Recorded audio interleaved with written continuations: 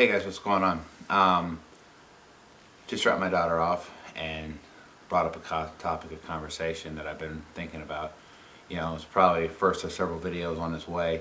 Part of that conversation is what defines a good parent versus what doesn't define a good parent. My particular situation that I have a daughter, she's 8 years old. Her mother and I don't get along, which is, that's fine. I'm sure there's a lot of people like that in this world. But the problem I have is that having a certain gender or a certain organ doesn't make you a good parent. Having a penis doesn't make you a good father. Having a vagina doesn't make you a good mother. It all depends about the quality of time you spend with your kid and what you do. One thing that has been bothering me recently is that my wife and I have been trying to secure more time with my daughter. She lives with her mother. We had her, we weren't married, we moved on. And I've been fighting for several years to get more time with my daughter versus what we have now. And I looked at it into comparison of the quality of time she has with us versus the quality of time she has with her other parent.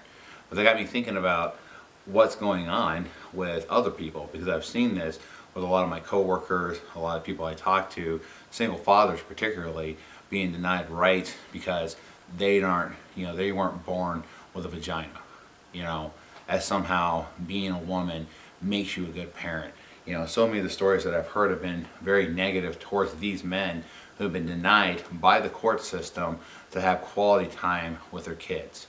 I'm just kind of making this to point out that, if you're a parent and you care about your children, you're going to do what's best for those children regardless of what's going on. You're not going to hold vendetta towards the other parent. You're not going to go out of your way to spite the other parent. You're not going to go out of the way to spite the child because of that parent.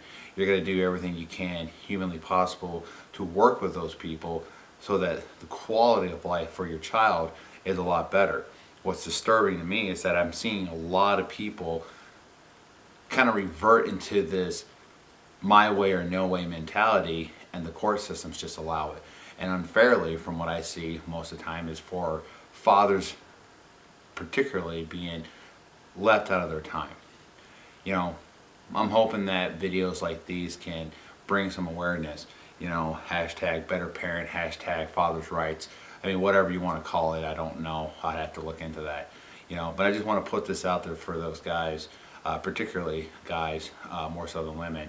Let them know, if there's a situation like this going on, put it on Facebook, put it on YouTube, put it on some kind of social media channel where people can see this and we can kind of start collecting this information. Maybe hopefully we can get enough, people to comment, get enough people to post, get enough people to bring some awareness to this, that maybe we can bring it to the courts, in our states or individually, and say, hey, something needs to be done about this. There needs to be some equality and fairness when it comes to parenting rights, because from my perspective, it seems that those rights are automatically given to the mothers and not fathers.